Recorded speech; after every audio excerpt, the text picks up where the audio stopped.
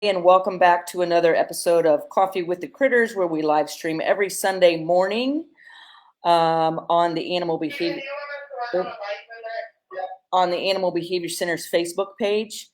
Um, if we have a guest on, which we do this morning, Dr. Jason Crean, uh, we live stream at 9 a.m.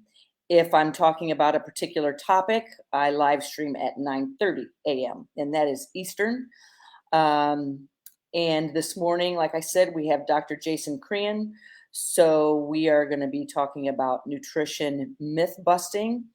Um, but before we get started, for those that are new, my name is Laura Joseph, owner of the Animal Behavior Center. We're an international educational center where we live stream our services to people all over the world, and we empower animals and the people that care for them. And we do that through teaching people and showing live streams on training, behavior modification, how to enrich animals, different ideas on enrichment. We do that through our memberships, where you can find right here on our website under memberships. Also, you can follow us on our different social media.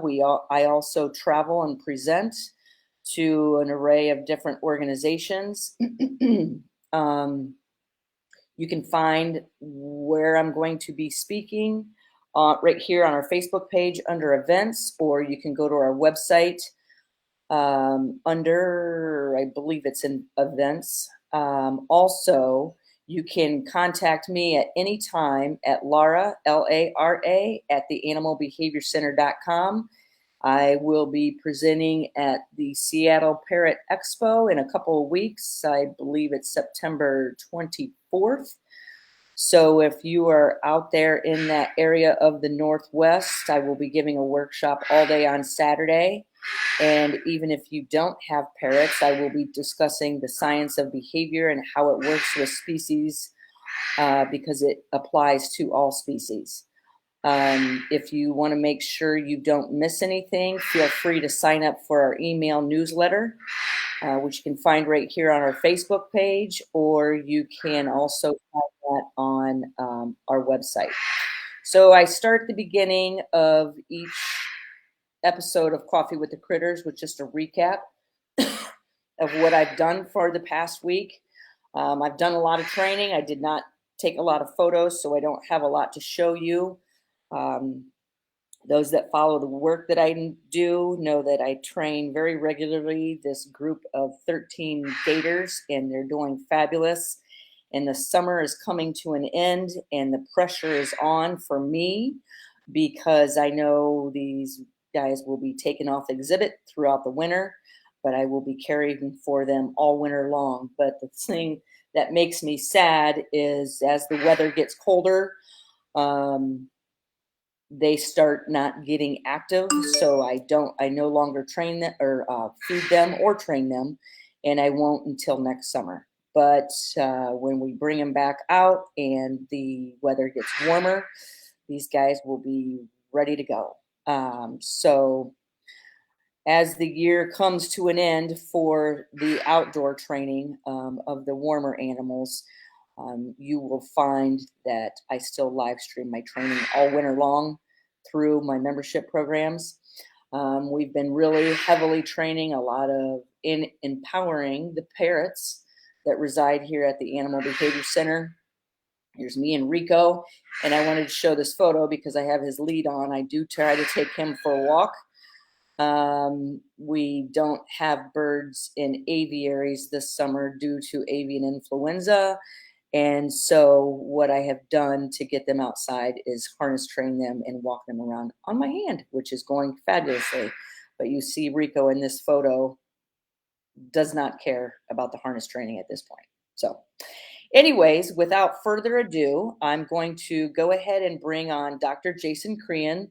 Those that follow the work that we do know that he is a returning guest. You often see him in the Parrot Project. I met Jason about 10 years ago, and since then we have become great friends. We reach out to each other quite a bit. I reach out to Jason a lot for advice, guidance on animal nutrition, numerous different species. So I thank you for that, Dr. Crean, and welcome to another episode of Coffee with the Critters. Yeah, let me. And you can train alligators year round down here in Florida. So just FYI. Nice try. Yeah. Nice try. But it is tempting. It is maybe someday. So let me introduce Dr. Crean. His biography is very lengthy, but he's given me a short version. Dr. Jason Crean is a biologist and science content developer. He teaches courses like zoo biology and animal nutrition at St. Xavier University, where he recently launched the Ronald and Charlene Crean Memorial Animal Nutrition Lab. Congratulations on that, Jason. He is also a current fellow at the world-renowned Howard Hughes Medical Institute. He currently resides in Orlando, Florida, where he maintains mixed species aviaries and breeds birds like Sierra parakeets, green arasaris, and other species that are uncommon in aviculture. And I know that because I follow you on social media. And that would be Facebook, LinkedIn. I'm not. Are you on Instagram? Mm-hmm. Okay. Yep. Instagram. Okay. I'm trying to navigate TikTok too. Are you? I'm way too old for that, but I'm trying. You need to hire a young kid to take over your nickname. Yeah, I've got volunteers from the local university who come and are interning here to learn how to take care of birds and aviaries. They all want to go into some kind of aviculture role at a zoo or whatnot, and they do some phenomenal footage. They record the photos and video that they record of the birds engaging in naturalistic behaviors are just incredible. I don't know how they do it, but yeah, I have a TikTok account that I just forward videos and somebody posts it for me. They put it together. It's pretty cool, but it's not very active. But I should probably focus on that. But anyways, so Jason, you and I have talked about numerous different things animal related for several years, and one of them is nutrition. And I know I didn't have a dog for quite a while when I first got into birds. And then when I was thinking about getting a dog, which was Quincy, I was doing my research and I just found that probably about 10 years ago, and maybe it was before then, but I didn't have a dog, so I wasn't paying attention. I just saw all this stuff blowing up about, dogs getting cancer. And I was just like, why is this happening? So I don't know if you want to talk about that, but I also wanted to say, I don't know how many years ago, probably about 5 years ago, I went to an ABAI conference out in Denver, Colorado, which is focused on applied behavior analysis, primarily with people. One of the sessions I attended and I wanted to attend was how nutrition affects behavior. And if it's affecting the behavior, if there was a concern of affecting behavior with the children, I was just like, I want to see what correlation this has with animals. And I still have all the notes. I should go through it again because I was jotting down important topics that would be relative across species. And a couple of things that I remember off the top of my head were how certain types of sugars and processed foods impact behavior. And it was focused on the children in classrooms, but I knew this had to be relevant to animals as well. So nutrition is not my area of specialty. That's why I reach out to you. Is there anything you want to comment on or get this topic started? And I'll pay attention to the comments and see what people are saying. Yeah, well, you threw a lot at me right there. Holy cow. Oh, sorry. Sorry about that. No, and it's all kind of interconnected, I guess. For those of you that follow me know, I've been friends with Dr. Karen Becker for 25 years, and um, I met her when she was a fairly new vet, and as I learned more of her story through her own health issues, and reversing it through um, lifestyle changes, especially diet, um, I really started to wonder if what we were doing was working or if it was just because it was the only option out there, especially when it came to pellets and kibble. Um, and she started talking me out of feeding my dogs kibble and giving them raw food Instead. and instead. And when I it took me a couple of years to come around. Because I like to see evidence. I'm a scientist. That's what I do. That's the Um, scientist in yeah, you.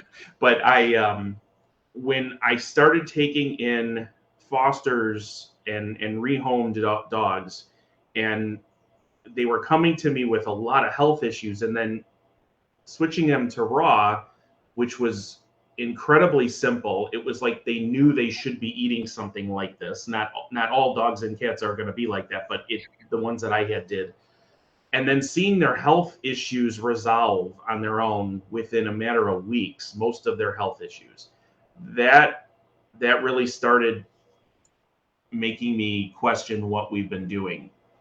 And Dr. Becker and I have done joint talks where, you know, we're like, well, we thought pellets were going to solve a lot of problems, but they just were a different set of problems. And we continue to see that. And unfortunately, because we're so conditioned to think a certain way, it's really hard to change our minds. And I always say that better nutrition, animal nutrition, starts with changing human behavior. And I mean that's the same thing with animal training, right? Like you have to change your behavior before you can expect anything out of your animals. And so, that's really the what kickstarted that journey. And then looking into the research that's decades old, that's been out there for a long time about what happens to food when we process it. And those processed sugars are. I mean, I taught for many many years, and I know that those processed foods and these energy drinks and all of the stuff that kids are being marketed to kids especially is impacting their health and their behavior. And it's really no different in the animals that we keep. Yeah, in this conference that I attended, now that you're saying that, I remember a certain part of this session talking about certain ingredients in foods that become addictive. And they do it intentionally to get you crave that certain type of food. So you buy more. And I was like, seriously? I mean, Yep. that's extremely concerning. Um, and then with the media and different things that are said, it helps convince certain people. I guess I want to know the facts. I want to know the facts. And with you saying, with I guarantee you, one of the several reinforcers behind people feeding pelleted or processed food is the ease of feeding it, Yeah. the ease of me. I'm a busy person. It's easy. I know it's easy just to take a cup of kibble, dump it in a dog dish. Mm-hmm. I guess we really need to dig deeper and find exactly what we're feeding because lives depend on it. People may not like change. It may not be easy. I like change. My whole life is revolved around be prepared for sudden changes. So change is not a stressor for me, but it can be for a lot of people who like to do things on routines.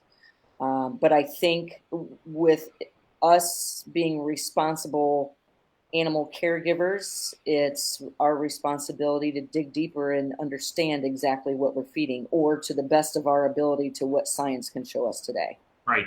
Yeah, and processed food is, I mean, processed food is just what it sounds like. It is chemically altered through heat, and that you cannot get the nutrients that you need just from a processed food. It's not possible. And a lot of the nutrients that they're adding to processed food are synthetics, which are standalone, and they're not readily absorbed by the body if they're not accompanied by all these other types of compounds that you would find in a whole food. And Well, yeah. sorry, I don't mean to interrupt, but Katie has a question. But can you describe more in detail what you're talking about, synthetics?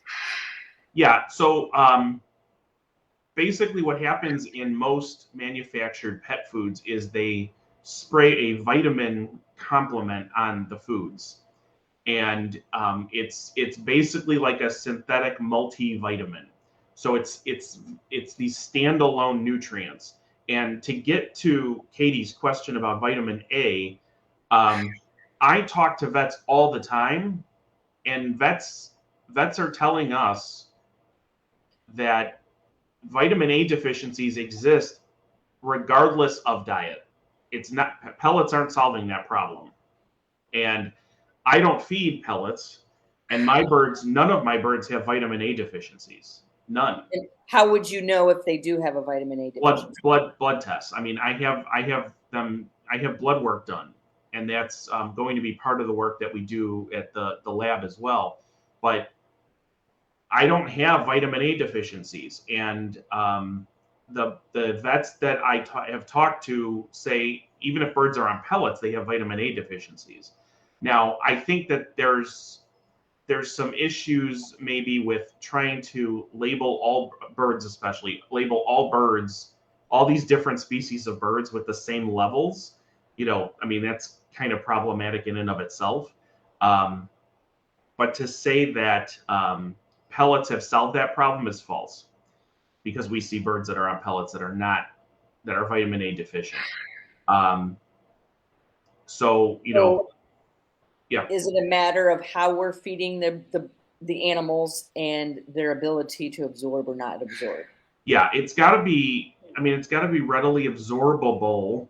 It's easier to absorb nutrients from whole food than it is processed food. That's why I'm not a big fan of multivitamins. Most multivitamins for humans, because they're a lot of synthetics, and you'll absorb some, but you're not getting. If you That had a healthier diet, you wouldn't be worried about some of these things. so that explains why my husband used to take a ton of vitamins, and there towards the end of his life, a lot of the doctors were saying, stop taking the vitamins. You're just paying for expensive urine because they're going right through you. And this was coming from doctors, and I heard that all the time at his doctor's appointments. You are not absorbing these vitamins. And they would And say, I mean, and like with the pandemic, vitamin D3 has kind of made a resurgence in the media, and if we've kind of demonized being out in the sun, like you need to be out in the sun a little bit, like that's healthy for you. And when it comes to supplementation, like D3 is very hard to absorb, but if you take it with vitamin K2, and now it comes together in a capsule, now you've got something that's much more absorbable and can benefit your immune system, for example. Um, but it's those combinations that exist naturally in whole food that we want to capitalize on, and not just this vitamin and then this vitamin. And vitamins and minerals are micronutrients, and they call them micronutrients for a reason, because we need small amounts of them, and we don't need them every single day in our diet. And unfortunately, we've been conditioned to think that especially for our pets, that if they don't have 100% complete nutrition, whatever that word complete actually means, is a, that's up for discussion as well. That you're not going to get every day. You don't need all of those things every day. And more is not necessarily better. We've heard of toxicity from, too much of a vitamin, in a processed food or whatnot. So, you know, um, okay, so his vitamin A statement was made without a blood test. So that's even more concerning.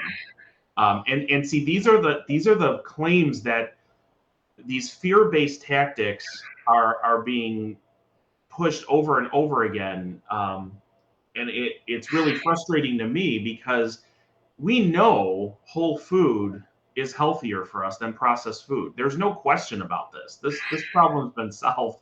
And if you want to look at what the medical community is talking about, um, I I follow Dr. Robert Lustig, Lustig. He's a professor at University of California, San Francisco. He is a world-renowned speaker on processed food and its effects. And he openly says constantly, doctors are not nutritionists. Doctors are not taught nutrition, and it's no different than veterinary school. When I've been asked to speak at veterinary schools, it is shocking at how little they know about nutrition, and especially when it comes to exotics like birds. I mean, like nothing. And so they leave because there's been no time to talk about nutrition. It's just shocking that things haven't evolved. But it all comes down to feeding 70% or more processed food, and that's going to keep your animals healthy. It may help them survive, but they're not going to thrive. And you started with talking about cancer. When you think about the number of dogs that are dying of cancer or organ failure of some kind, and we're not tying that to nutrition, because it's hard to, right? Because they've lived their whole life on this food. But we're conditioned to think that, oh, my dog's really old, it's 12. I mean, my dog's going to be 15 and he plays like a puppy. He doesn't look like an old dog at all because he's 100% raw. And there's so many different fear-based tactics out there from professionals, which is terrifying to me. And if you don't take my word for it. Listen to what Dr. Becker, who is a vet, who's practiced a long time. Listen to search out her videos. She's got tons of videos on YouTube, and she talks very plainly about this. Our doctors know fruits and vegetables and things like that are things that should always be in our diet, and yet we're told the opposite for our pets. And our dogs and cats should be living much longer, healthier lives, longer and healthier. Notice I'm saying that. And just because they're surviving doesn't mean that their quality of life is good, right? They don't generally tell you that they're on the cusp of disease. We often are surprised by that. So the only place to get that is whole food nutrition. Get those nutrients you can't get in a food that's been ultra processed at high heat. Yeah, because what does the heat do to the whole foods that we're eating? Well, it destroys nutrients largely. It destroys nutrients largely, and then it chemically transforms nutrients that were a healthy nutrient, a healthy resource for the body, and it transforms that into an inflammatory compound. So one of the common things I often say is that if you're feeding a processed food that is grain based or seed based, grains and seeds often have the amino acid asparagine. Asparagine, when it's heated to high temperature, transforms into acrylamide, and acrylamide is an inflammatory, and it's a carcinogen. And so, getting your animals to eat less of that stuff, and getting you to eat less of that stuff, right? is going to be healthier all around. And so if you're feeding a pellet, it should be a small percentage of the diet and lots of whole food so that that whole food can produce those compounds that are going to combat that excess inflammation in the body. Okay, so you just said grains and what else? Like grains and seed-based diets, Okay. our pellets are to blame for a lot of this. The the huge thing a couple of years ago about grain-free dog kibble. That's what I was Um, going to ask you you know, about. they blamed the problem that dogs were having on the fact that grain wasn't included, but that's not the issue. It's the fact that it's processed, and and whenever you heat meat-based foods, whenever you heat them to the point of dryness, no less, which is kibble, um, you are increasing the carcinogens and inflammatories that are in that food.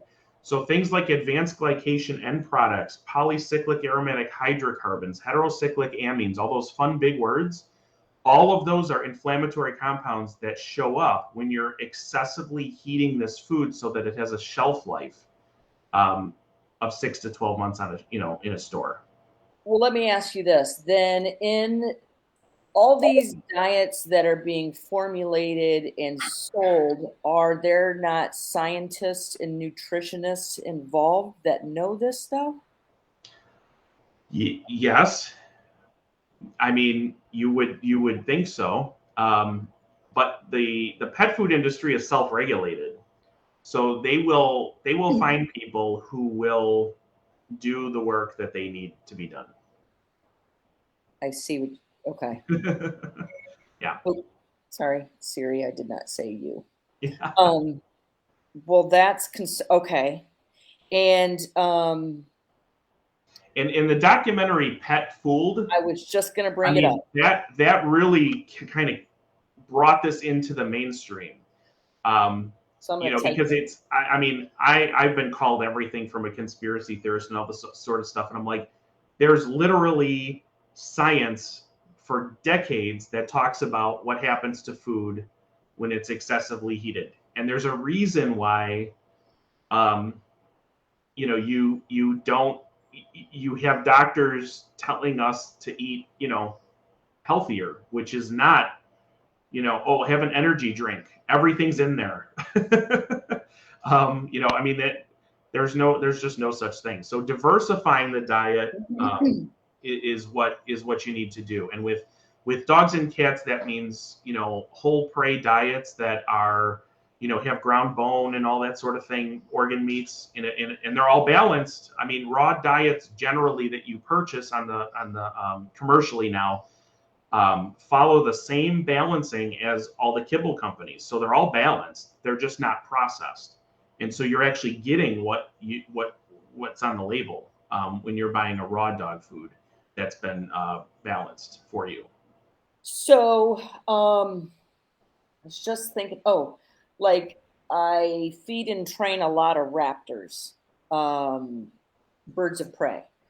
And when feeding them, it's extremely important. Like some people want to, I'm just saying these birds need organ meat, they need bones, they need the calcium from the bones of the adult animals. And it's extremely important for them to have variety, Yeah. chicks, rats, mice, an assortment of different types of animals. So, in saying this, like I'm really focused with the raptors on making sure they're getting. It's important getting the organ meats, getting the bones that they need. We need to remember this in feeding all the other animals. But what was leading me to that was, can you define what raw means? Because I know a lot of people think it just means raw meat. I generally, yeah. Well, I don't want to define it. Defining is generally means that it's unprocessed, which means it's not heated in any way. Um, So uncooked vegetables is raw. yeah, Okay. yeah. Okay. So when it comes to what you're talking about, like you can't get everything in a single prey animal, for example. So if I was feeding an owl, I agree with what you're doing. You need to offer them, like a chicken chick for food now and then, a mouse. Mammals are going to have omega-3 fatty acids where birds don't. So it's important, and omega-3 fatty acids are critical. They're probably the most missed nutrient in the human diet, which is why we're so clinically obese in this country, sick, riddled with inflammation, is because we're not getting enough omega-3 fatty acids in our diet.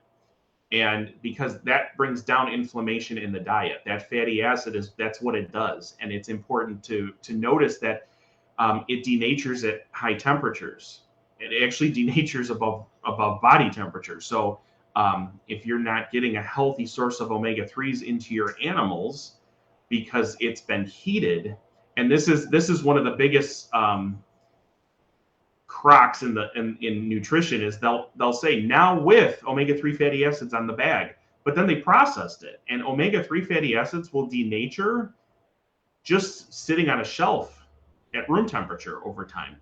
So those are all things that we need to keep in mind. And if you're diversifying the diet, um, you know you shouldn't have to worry about things missing from the diet. um, That being said, you need to be aware of what you're offering and following people who provide those options. That's one of the reasons, and this, I started my nutrition group years ago, was to provide those options. And if people say, "Oh, well, my bird only eats these," then you need to exert some portion control. And because if you're offering too much food where they can just pick and choose what they want, and then they're satiated, you're giving them too much food. So if you want them to eat everything over time, they will do that. But you need to exert some portion control. And I usually do the tablespoon method: small birds 1 tablespoon, medium birds 2 tablespoons, large birds 3 tablespoons of fresh, and then the same for dry, in the evening.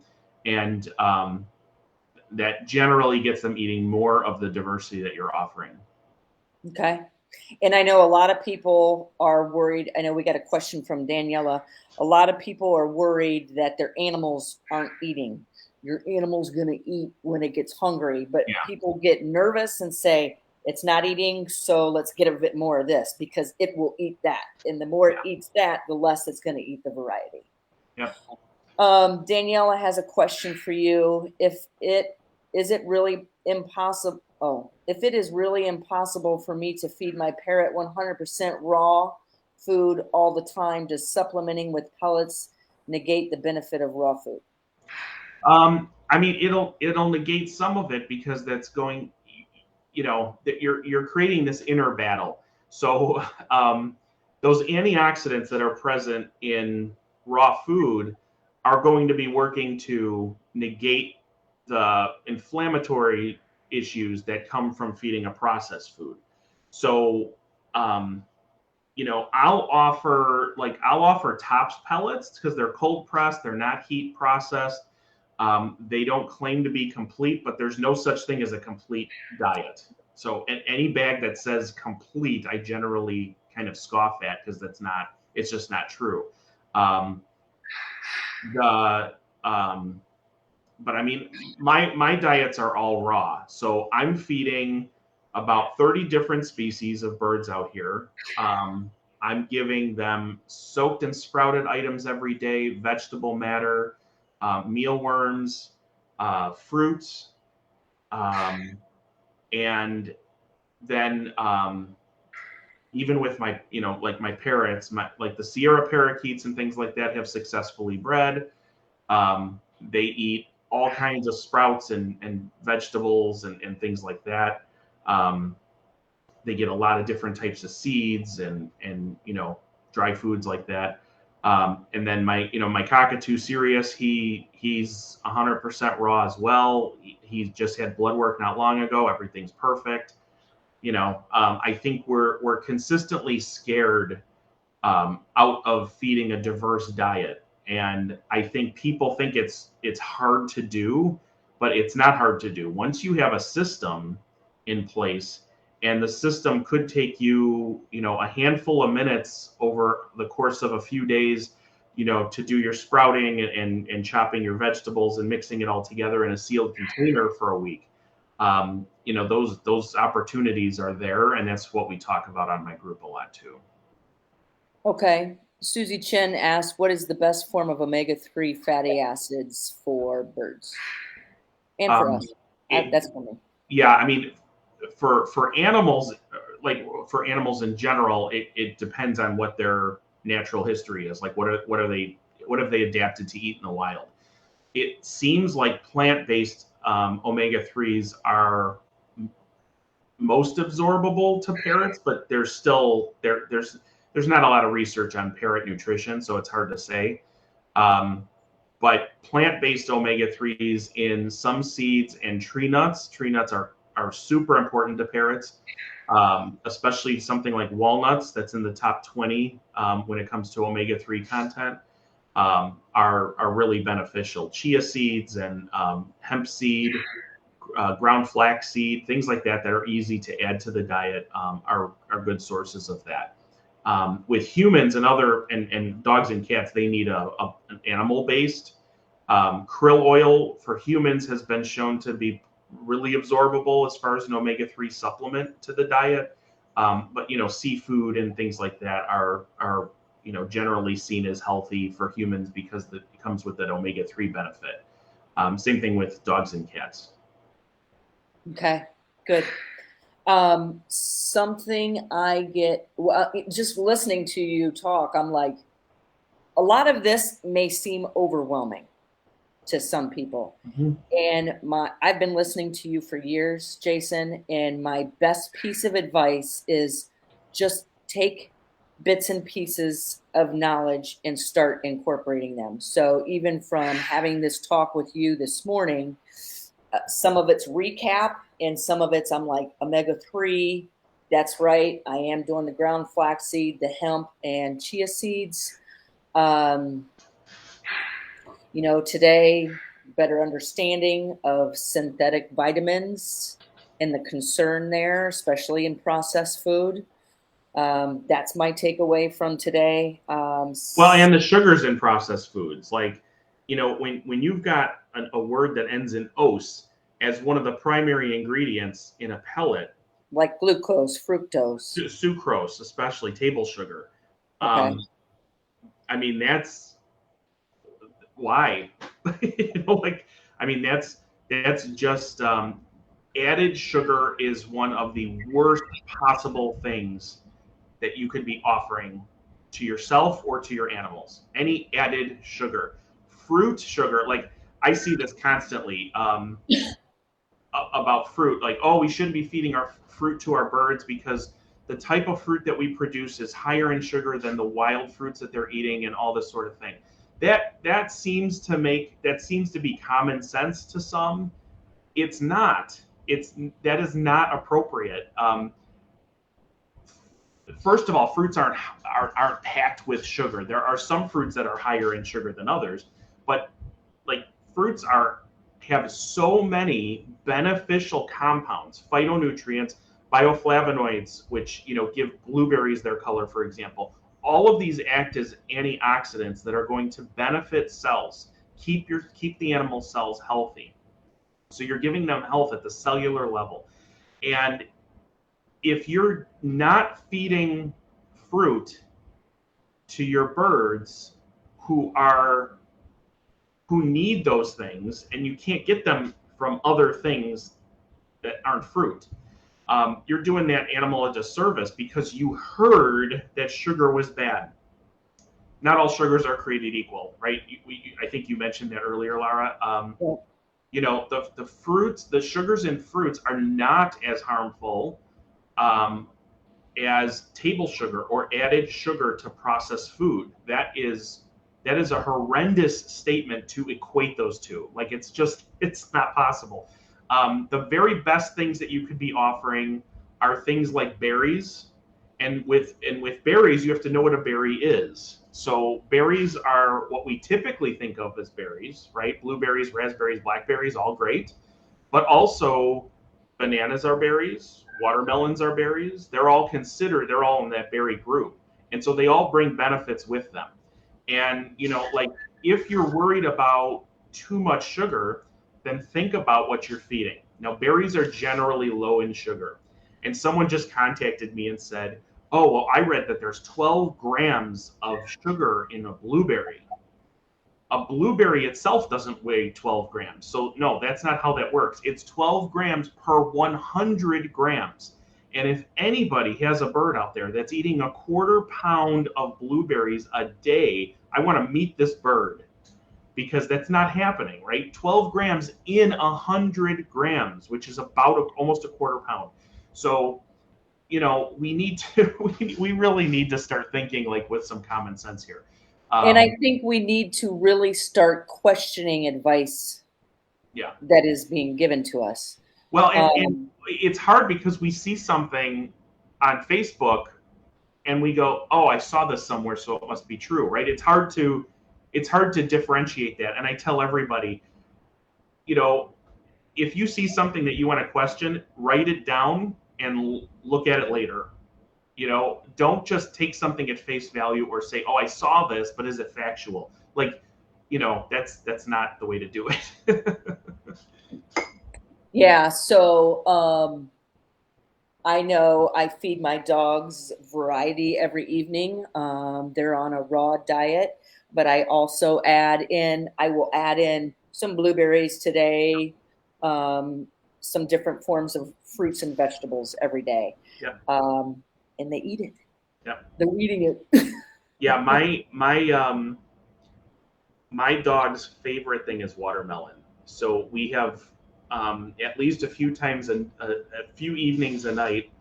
That's he gets some watermelon um, here and there, and he knows when that silver bowl comes out with the watermelon in it. He knows, and he just sits and waits and that and throwing some blueberries in his food, his raw meat based food. Um, those types of things are all fine. Dogs are dogs are still carnivores generally. They can tolerate. They have amylase markers, so they can tolerate eating some starch and things like that. But it should not be the predominant part of the diet. The predominant part of the diet, their digestive system is still very much carnivore, so they really should be getting a mostly meat-based diet. Melanie just brought this up, and I was going to bring it up too. I know a lot of people wanting to feed raw to their dogs. One of the biggest complaints is how tedious it can be. I know when I started, I was going to the butcher saying, I need this much organ meat, this much muscle meat, this much bones. And it was a pain in the ass. Yeah, you don't have to do that anymore. Yep, you don't have to do it anymore. So I know when I switched to a packaged raw diet, I reached out to you and said, is this good? And I can't remember what I'm feeding because I think it's Instinct. I don't remember. Yeah, I'm feeding darwinspet.com. I get about 8 weeks of food in a frozen styrofoam box delivered to my door every 8 weeks, and it comes in pre-packaged, sealed little packages. It's super easy to feed, and you can even go on their website and do a calculator to see how much dog food your dog actually needs. They eat a lot less raw. They need a lot less raw than they would dry food because, like you said earlier, they want to keep eating and eating and eating because they're not getting enough nutrient. And then you've got these giant piles of poop in your yard because they can't use the nutrient, right? When you have a dog on raw, they generally poop these little dry pellets and they just go away. I mean, even after a couple of days, the poop is gone and I don't know where it is.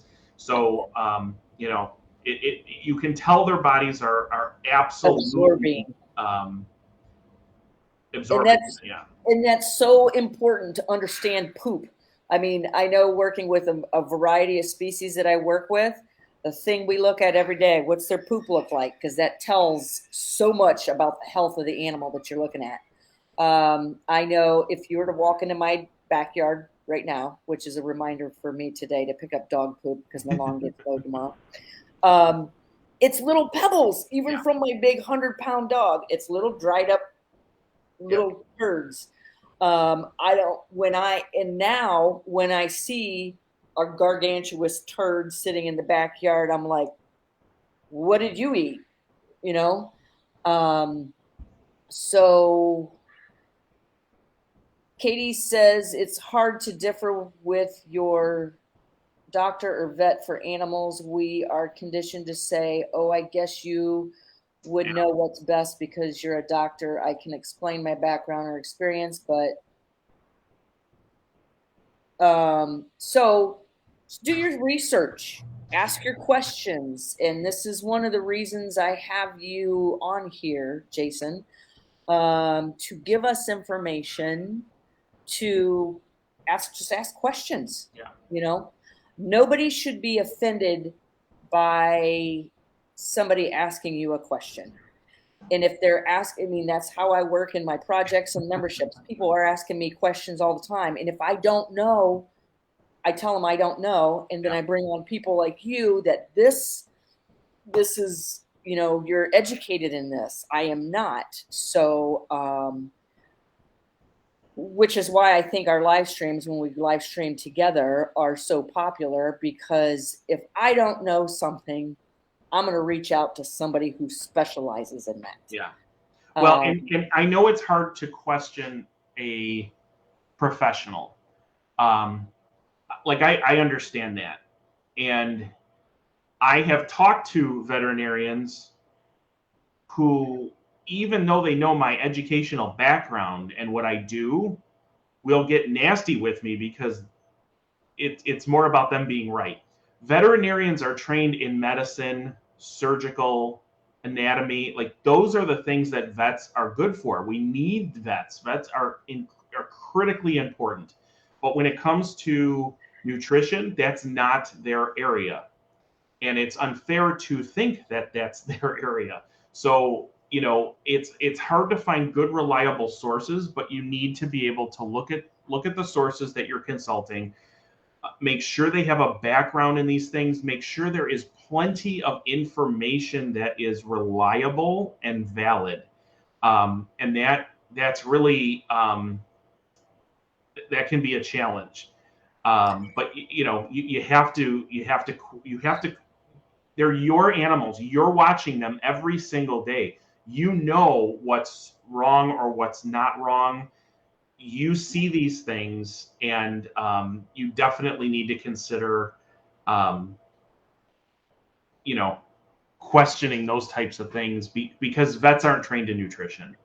Well, and just be the advocate for your animal. These animals are in our care. They have no say, really.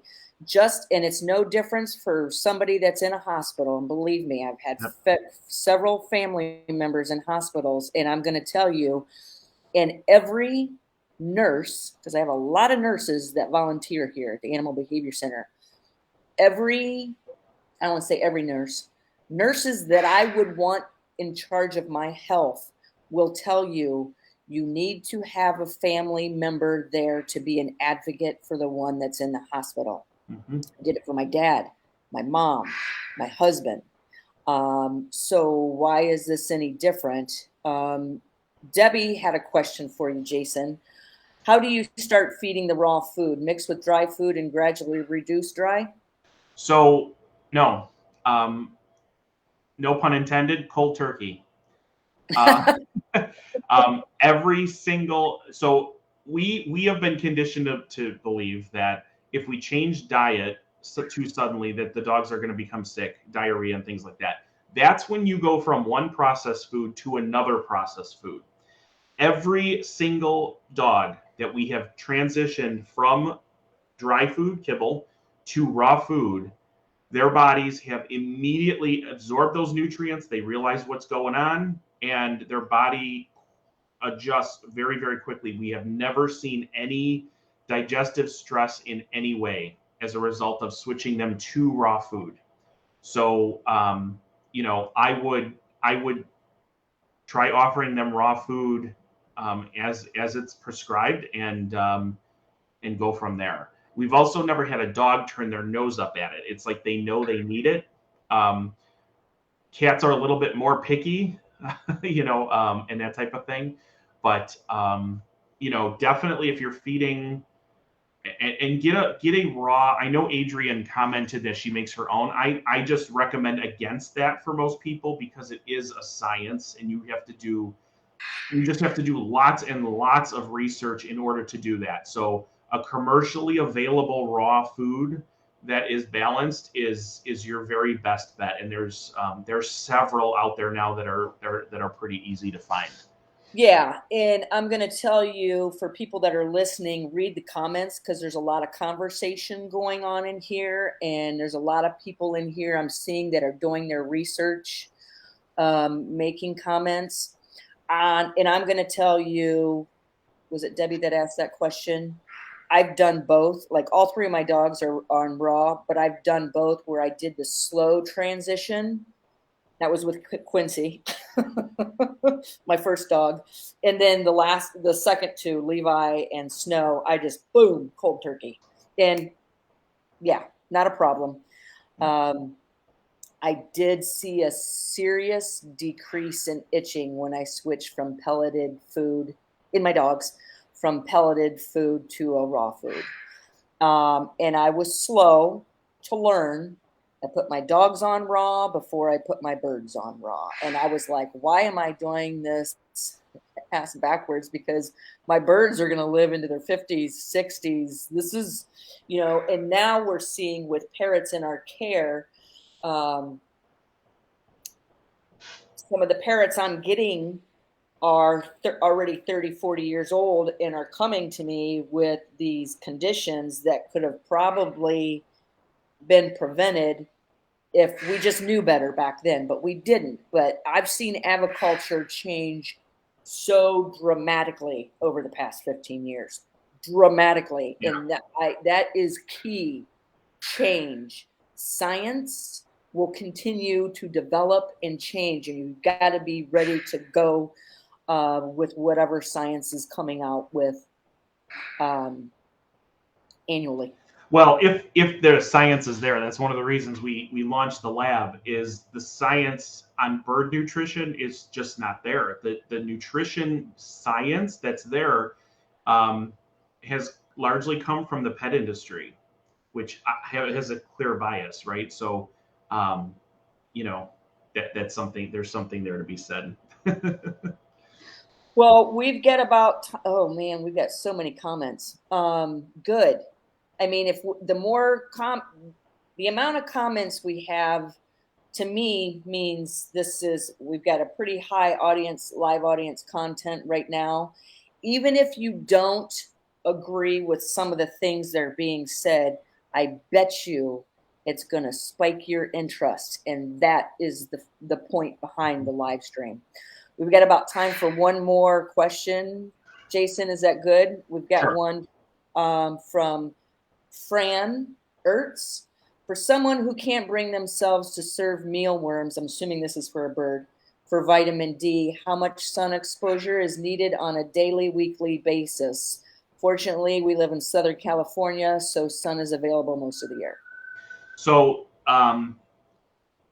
in science, we have to extrapolate when we don't have data on specific species. So, when you look at what humans need, we can, most of the studies that are done on human health are obviously done on mice and things like that. Like, that's just how science works. But as far as parrots and things like that, there's no hard evidence on what every species needs when it comes to sunlight exposure. But that being said, I would venture to guess, and this is what I do for my own birds. Most of my birds are outside, but my personal like pets are inside, but they have outdoor cages, and 2 to 3 10 to 15 minute sessions in with access to the sun seems to be all they need, and the blood work has proven that to me. So that's some of the species that I keep, but you don't like they some people just seem to think they need like large amounts of sunlight all the time, and that's just it's not true. um, Yeah. a couple of sessions a week, when it comes to natural sunlight, unfiltered sunlight, always with I have a covered patio, and I push the cages to the edge so that the birds can get out of the sunlight if they want to. But it's funny how all of them kind of just stand in the sunlight for a little while, and then they go about their business. Yeah, and I know there's still a lot of questions. I know there's some things I wanted to say about UV lighting. So I know, Dr. Crean, you are going to be coming on in the Parrot Project here this fall to talk. This is one thing I want to talk about. But anyways, there's so many questions. I want to say thank you for coming on again as a guest. Always. You're brain candy for me. And I will be down to Florida to see you soon. You better. Get that sun. I've got a room waiting for you. So thank you. Oh, and I wanted to mention, a lot of people still have questions. You can get in touch with Dr. Crean. You can email him. Let me get rid of this one. You can email him at jason@drcrean, CREAN.com.